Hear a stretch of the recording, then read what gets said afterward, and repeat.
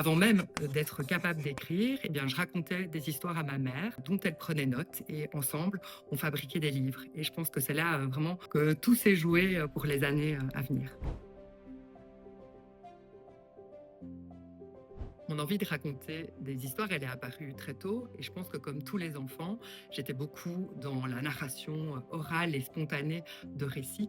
J'ai simplement eu la chance d'être entourée par des adultes qui lisaient, qui aimaient les livres et qui m'ont encouragée dans ce désir et dans cette démarche. J'aime beaucoup, en effet, choisir les mots, travailler la langue et puis retravailler le texte pour qu'il sonne juste. Je pense que chaque mot a sa propre épaisseur, sa musicalité et que leur agencement, ça crée du rythme et j'y suis, très, très attentive et je pense que dans des textes pour albums, c'est d'autant plus important, parce que, les enfants qui sont non lecteurs vont découvrir le texte à voix haute. Je pense que rencontrer les enfants qui lisent, ça permet de cultiver et de rester en contact avec une certaine part d'enfance. Quand on les écoute, à travers leurs anecdotes, les réflexions parfois très très profondes, je pense que ça me déplace un petit peu, que ça me permet d'ouvrir les yeux différemment ou de me reconnecter à la personne que j'étais aussi quand j'étais enfant et qui n'a pas vraiment forcément changé.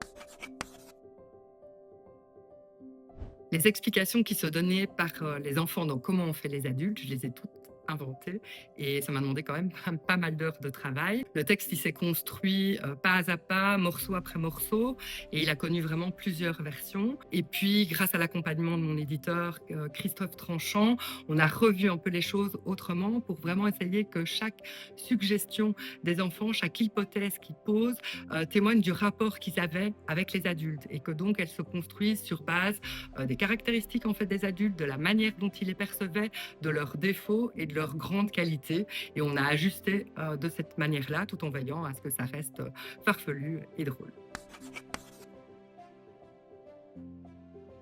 J'ai un lien très très fort à l'écriture manuscrite et j'adore les carnets. Donc j'écris régulièrement. J'ai retrouvé le carnet dans lequel j'ai commencé à chercher pour comment on fait les adultes et je vais vous lire quelques lignes de celui-ci avec des propositions qu'on n'a pas gardées finalement pour l'album.